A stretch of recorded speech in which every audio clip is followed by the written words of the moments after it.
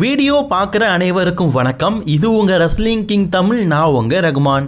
இன்றைக்கி நம்ம சேனலில் இன்றைக்கி நடந்து முடிஞ்ச ஃப்ரைடே நைட் ஸ்மாக்டவுன். ஆக்சுவலி இது போன வாரமே நடந்து முடிஞ்சிருச்சு. அமெரிக்காவில் கிறிஸ்மஸ் தினத்தை கொண்டாடணும், அதுக்கு அடுத்த நாளே ஸ்மாக்டவுன் நடத்த முடியாது அப்படிங்கிறதுனால தான் WWE பார்த்தீங்கன்னா போன வாரமே ஸ்மாக்டவுனை டேப் பண்ணிட்டாங்க. சரி வாங்க இந்த வாரம் ஃப்ரைடே நைட் ஸ்மாக்டவுனில் என்ன நடந்தது அப்படிங்கிறத தாய்மொழியில் பார்க்கலாம். மறக்காமல் தமிழ் சேனலுக்கு வந்துக்கோங்க, சப்ஸ்கிரைப் பண்ணிக்கோங்க, பெல் ஐக்கானை கிளிக் பண்ணி தினமும் போடுற செய்யல தமிழ் தெரிஞ்சுக்கோங்க. முதலாவதாக ஷோ ஆரம்பித்த உடனே பேக் ஸ்டேஜில் கோடி ரோட்ஸ் அவன் எந்த இடத்துல இருக்கிறான் அப்படின்னு கேட்குறாரு.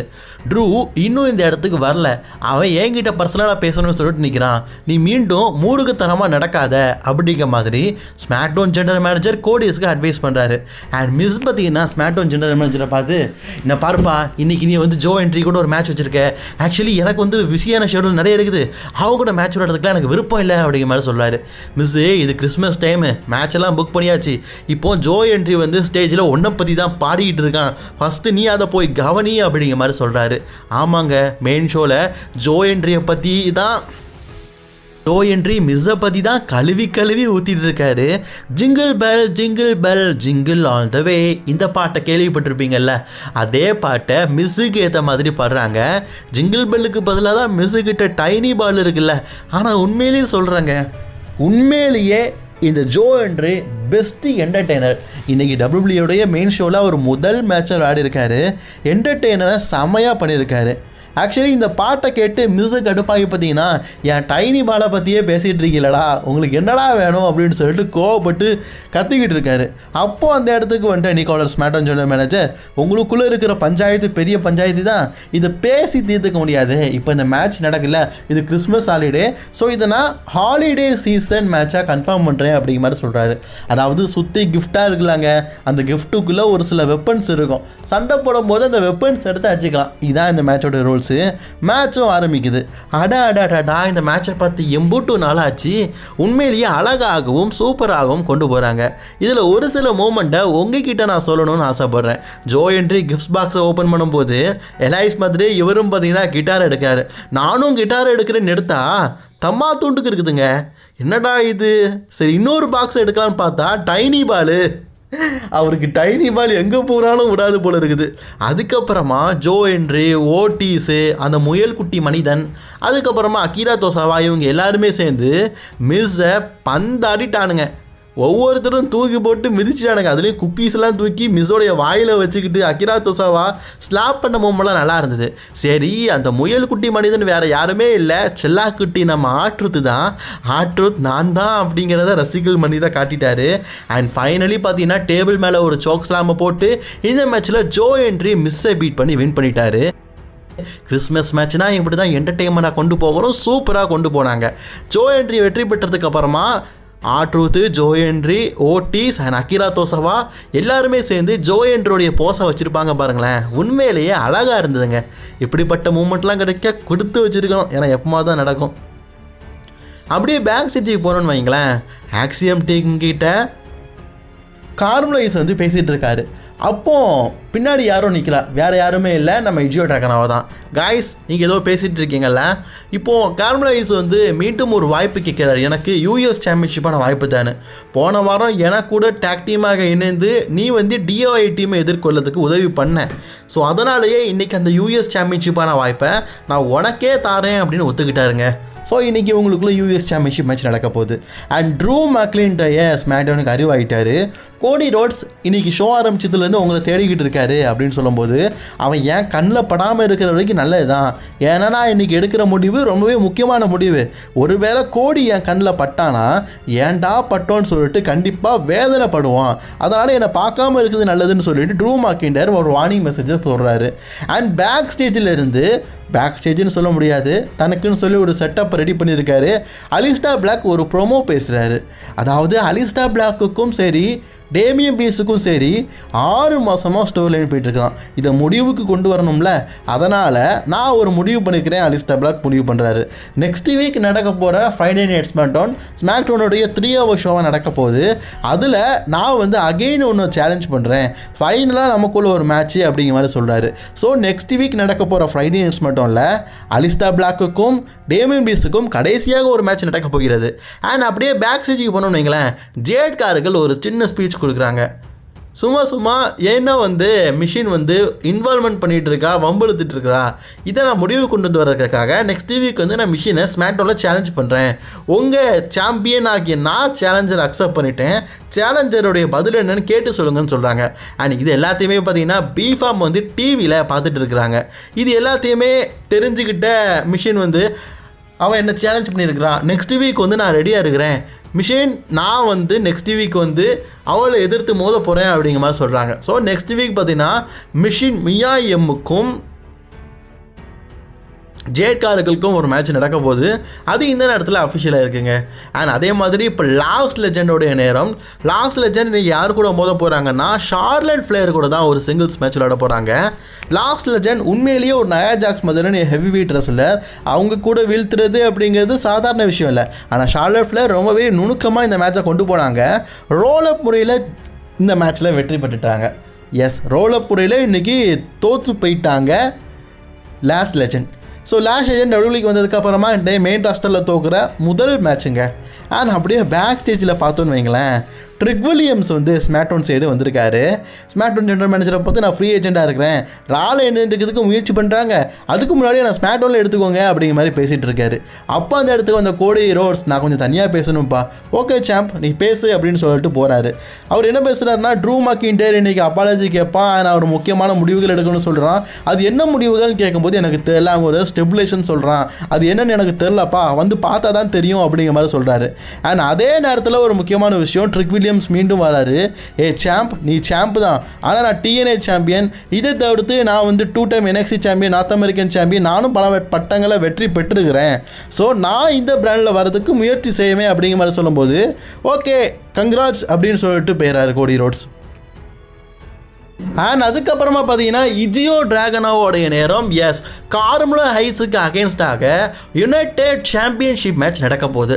போன வாரமே இதோடைய ரிசல்ட் எப்படி, யார் வெற்றி பெற்றா அப்படிங்கிறத நம்ம சேனலில் போட்டுட்டோம். சரி, இந்த மேட்ச்சில் என்னாச்சு? எஸ், ஃபைனலி கார்மெலோ ஹைஸ் இஜியோ டிராகனோவை வீட் பண்ணி 7 தடவை டிஃபெண்டிங் சாம்பியனாக இருந்தார். பட் ஆனால் 7வது தடவை தோத்துட்டார். யாராலையும் ஜான்சனை பக்கத்தில் வர முடியாது போல இருக்குது. ஏன்னா எல்லாருமே 7-8 தோற்று போயிடறாங்க. சாமிசேன் 5 தோற்று போயிட்டார், இவர் 7. சாமிசேனை கம்பேர் பண்ணும்போது இவர் 2 டிஃபெண்டிங் அதிகம் தான். பட் இருந்தாலும் ஜான்சன் அளவுக்கு வர முடியல. எஸ், கார்மெலோ ஹைஸ் இன்றைக்கி பார்த்தீங்கன்னா ஓப்பன் சேலஞ்சிங் அக்செப்ட் பண்ணி நியூ சாம்பியன் ஆகிட்டார். ஸோ சாம்பியனுக்கு வழிவிடணும். அதனால் பார்த்தீங்கன்னா இஜியோ டிராகனோவா அந்த யுனைடெட் சாம்பியன்ஷிப்பை பார்த்தீங்கன்னா இவருடைய இடுப்பில் கட்டி விட்டு இவரை கௌரவிக்கிறாரு. இந்த டாமாட்டாங்கான்னு ஒரு கேரக்டர் இருந்தது. ரொம்ப நாளாகவே US சாம்பியன்ஷிப்பை வெறிக்க பார்த்துட்டு இருந்தது. சாம்பியன்ஷிப்பும் ஒவ்வொருத்தர் கையில் மாறிக்கிட்டே இருக்குது. இவர் வந்து மாறுற மாதிரி தெரில, இன்னும் வெறிக்க தான் பார்த்துட்டு இருக்காரு, சொல்கிறதுக்கு இல்லை. And new generation the Carmelo Hayes WWEக்கு மெயின் ராஸ்டருக்கு வந்த ஒரே வருடத்தில் இப்போ US சாம்பியன்ஷிப்பை வின் பண்ணி உண்மையிலேயே ஒரு நல்ல க்ளோரியான மூமெண்ட்டை தான் பார்த்தீங்கன்னா படைச்சிருக்காரு. உண்மையிலேயே கிறிஸ்மஸ் கிஃப்ட் அப்படிங்கிறது கார்மெலோ ஹைஸுக்கு தாங்க நீங்கள் ஸ்மாக்டவுனில் கிடச்சிருக்குது. சூப்பராக இருந்துச்சுல. சரி, அப்படியே நம்ம பேக் ஸ்டேஜுக்கு போனோன்னு வைங்களேன். ஷார்லட் அலெக்ஸா இன்றைக்கி நம்ம வந்து பீட் பண்ணிட்டோம். ஸோ நயா ஜாக்ஸை நெக்ஸ்ட் வீக் வந்து நான் ஹோல்ட் பண்ணிக்கிறேன் அப்படிங்கிற மாதிரி அலெக்ஸா பேசிக்கிட்டு இருக்காங்க. அப்போ அந்த இடத்துக்கு பார்த்தீங்கன்னா ரியா ரிப்ளே மற்றும் யோஸ்கை வராங்க. அவங்க 2 பேரும் என்ன சொல்கிறாங்கன்னா, நாங்கள் வந்து உமன்ஸ் டேக் டீம் சாம்பியன்ஷிப்பாக ஜனவரி 5ஆம் தேதி மொதல் போகிறோம், அதில் வெற்றி பெற்றதுக்கப்புறமா உங்கள் கூட நாங்கள் வந்து டேக் டீம் சாம்பியன்ஷிப் டிஃபெண்ட் பண்ணுவோன்னு. அண்ட் அதே இடத்துல பார்த்தீங்கன்னா Nia Jax, Lash Legend, Asuka, Kairi Sane இவங்கெல்லாம் வந்துட்டாங்க. இதை பார்த்த ஸ்மாக்டவுன் சொன்ன மாதிரி தான் கருப்பாயிட்டார். என்னப்பா உங்களுக்குள்ள சண்டை பெருசாக விட்டுருக்குது, இதை நிப்பாட்டத்துக்கு நான் ஒரு முடிவு பண்ணுறேன். நெக்ஸ்ட் வீக்கு வந்து உங்களுக்குள்ள ஒரு 8-man டாக் டீம் மேட்ச் இருக்குது, அதுக்காக ப்ரிப்பேர் பண்ணிக்கோங்க அப்படிங்கிற மாதிரி சொல்கிறாங்க. அதாவது face team versus heel team. Charlotte Alexa Rhea Ripley, Iyo Sky, அப்புறம் அந்த பக்கம் 4 பேர். நெக்ஸ்ட் வீக் வந்து ஒரு டாக் டீம் மேட்ச் இருக்குது அப்படிங்கிறது அஃபிஷியலாக கன்ஃபார்ம் பண்ணிக்கிறாங்க. அண்ட் அதுக்கு அடுத்தபடியாக பார்த்தீங்கன்னா செல்சி கிரீன் மற்றும் ஆல்ஃபா வெரியோட டைம் இவங்க 2 பேருமே டாக் டீமாக ஒரு மேட்ச் விளாட போகிறாங்க. அண்ட் பேக் ஸ்டேஜில் நியூ யூஎஸ் சாம்பியன்ஷிப்பை வின் பண்ண கார்மலைஸ் எமோஷனலி பார்த்தீங்கன்னா நானும் வந்து சமிசேனை போன்றும் இதுக்கு முன்னாடி இருந்த லெஜண்ட் ரெஸ்லர்ஸ் போன்றும் அது விஜய் ட்ராகனோ போன்றும் ஒரு நல்ல டிஃபெண்டிங் சாம்பியனாக இருப்பேன் அப்படின்னு பேசிகிட்டு இருக்கும்போதே அங்கே சர்ப்ரைஸாக பார்த்தீங்கன்னா டிஓஐ டீமில் இருக்கிற ஜானி கேர்கனா வந்து இவர் அட்டாக் பண்ணிட்டு இந்த சாம்பியன்ஷிப் என்னுடையது, கூடிய சீக்கிரம் என் கிட்ட வரும் அப்படின்னு சொல்லிட்டு மிரட்டிட்டு போறாரு. ஸோ கார்மலைஸை வேற அட்டாக் பண்ணிட்டு போயிருக்காரு. சரி, இப்போ மெயின் ஷோக்கு வருவோம். ஒரு டாக் டீம் மேட்ச் இருக்குன்னு சொன்னோம்ல. ஜூலியா மற்றும் கியானா ஜேம்ஸ் இவங்க 2 பேரும் டாக் டீமாக இணைந்து தான் விளையாடுறாங்க. ஸோ இந்த மேட்சை பொறுத்த வரைக்கும் ஓகே, நல்லா இருந்தது. சரி, நான் ரிசல்ட்டை மட்டும் சொல்லிடுறேன். ஜூலியா அண்ட் கியானா ஜேம்ஸ் செல்சி கிரீனை பின்ஃபால் பண்ணி, Julia Chelsea green US champion, அவங்கள பின்ஃபால் பண்ணி இந்த மேட்சில் வின் பண்ணிட்டாங்க. ஒரு சாம்பியனை பின்ஃபால் பண்ணி வின் பண்ணதுனால கூடிய சீக்கிரம் அந்த சாம்பியன்ஷிப் பண்ண வாய்ப்பு மீண்டும் உங்களுக்கு கிடைக்கும். அண்ட் கிட் வில்சன், பிடி இட்லி டீமில் இருக்கிற கிட் வில்சன் இருக்கார்ல, பேக் ஸ்டேஜில் நின்றுக்கிட்டு எனக்கான சிங்கிள் புஷை தாங்க, சிங்கிள் புஷை எனக்கு தாங்க அப்படின்னு சொல்லிட்டு கேட்டு நிற்கிறாரு. கிட் வில்சனை பார்க்கும்போது எனக்கு ஞாபகம் வருது, ஜேக்கப் ஃபாட்டு அடிச்சது யாருன்னு சொல்லிட்டு இன்னும் கோடி ரோட்ஸ் கண்டுபிடிக்கல, அந்த ஸ்டோரியை விட்டுட்டாங்க போல இருக்குது. அண்ட் நெக்ஸ்ட் வீக் நான் சொன்ன மாதிரி 8 உமன் டாக் டீம் மேட்ச் பார்த்தீங்கன்னா அடுத்த வாரம் நடக்க போகிற ஃப்ரைடே நைட் ஸ்மாக்டவுன், நியூ இயரோடைய ஸ்மாக்டவுன் அண்ட் 3 hour ஷோ ஸ்மாக்டவுனில் நடக்க போகுது. அண்ட் ஜேட் கார்களுக்கும் மிஷினுக்கும் பார்த்தீங்கன்னா நெக்ஸ்ட் வீக் நடக்க போகிற ஃப்ரைடே நைட் ஸ்மாக்டவுனில் ஒரு சிங்கிள்ஸ் மேட்ச், இது not for the championship match, அதை கன்ஃபார்ம் பண்ணல. அண்ட் இதை தவிர்த்து ஒரு முக்கியமான match Damian Priest versus Aleister Black part 1 part 2 part 3 எத்தனை தடவைன்னு தெரிலங்க. சரி, நெக்ஸ்ட் வீக்கும் ஃபைனலாக ஒரு தடவை ஒரு மேட்ச் நடக்க போகுது, Damian Priest versus Aleister Black. சரி, நம்ம இப்போ மெயின் டீம் மட்டும் ட்ரூ மாக்கின்டர் மன்னிப்பு கேட்கணும், அவருடைய ஸ்டிபுலேஷனை சொல்லணும். ட்ரூ மாக்கின்டர் வந்துட்டாருங்க. வந்ததுக்கப்புறமா ஸ்மாக்டவுன் மேனேஜர் உன் மன்னிப்பை கேளு, உன் ஃபைனை கேட்டுன்னு சொல்லும் போது என்னோட ஃபைனை இந்த செக்கில் வச்சுக்கிறேன், நீங்கள் வாங்கிக்கோங்கன்னு சொல்லிட்டு செக்கை அவர் கொடுத்துட்டாரு. எல்லாம் டம்மி தான், நமக்கு தெரியாதா. அதுக்கப்புறமா அந்த ரெஃப்ரியை பார்த்து சொல்கிறாரு, நான் வந்து உண்மையிலேயே என் மனசை தொட்டு சொல்கிறேன், மன்னிப்பு கேட்டுக்கிறேன் அப்படின்னு சொல்லிட்டு அந்த ரெஃப்ரியை பார்த்து சொல்லிட்டார். நான் உன்னை அடித்தது தப்பு தான், அஃபிஷியல் மேலே கை வச்சக்கூடாது, நான் மன்னிப்பை கேட்டுக்கிறேன்னு.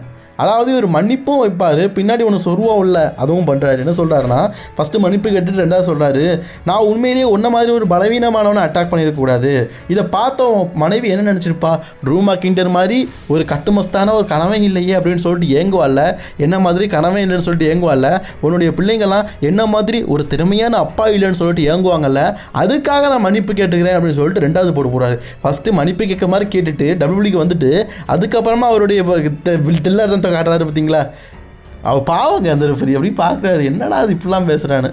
அவன் பொண்டாட்டி ரொம்ப வருத்தப்படுவா, நான் ஒரு வேளை அவன் ஹஸ்பண்டாக இருந்திருந்தால் சந்தோஷப்பட்டிருப்பா அப்படிலாம் சொல்லும்போது உண்மையே கஷ்டமாக தான் இருக்கும். ஸ்டோரியாக இருந்தாலும் கொஞ்சம் நியாயம் வேண்டாமா. சரி, இதெல்லாம் பார்த்துக்கிட்டு இருந்த கோடி ரோட்ஸ் வராரு.